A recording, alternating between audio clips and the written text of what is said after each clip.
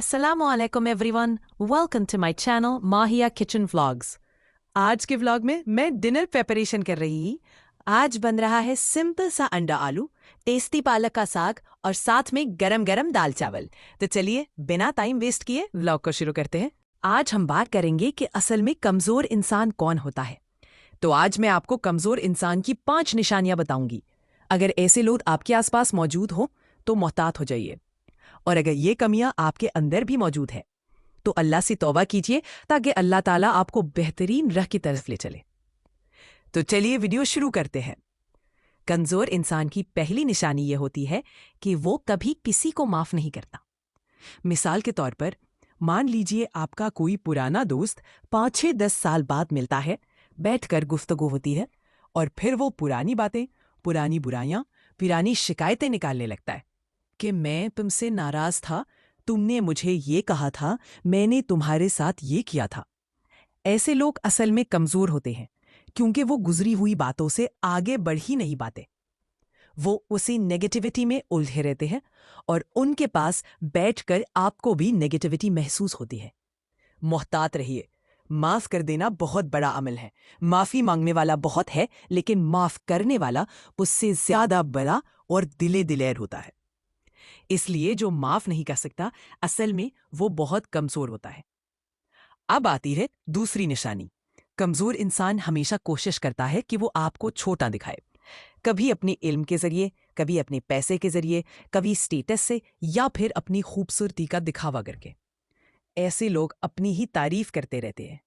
ये गिरोह बहुत कमजोर होता है क्योंकि वो खुद से ही बाहर नहीं निकल पाते। जब इंसान दूसरों को नीचा दिखाने की कोशिश में लगा रहे तो वो अपनी असली कीमत खुद गुमा देता है।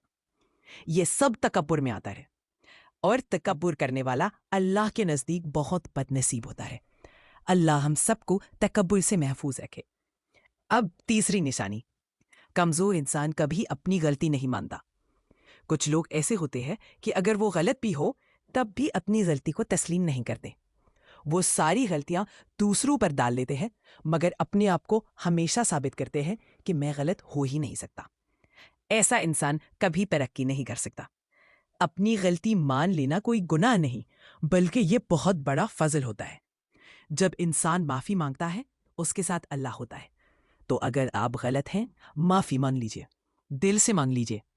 और कोई आपसे माफी मांगता है तो उसे दिल से माफ कर दीजिए। अल्लाह सबकी गलतियों को देखता, माफ करता और रिज़्क में बरकत देता है।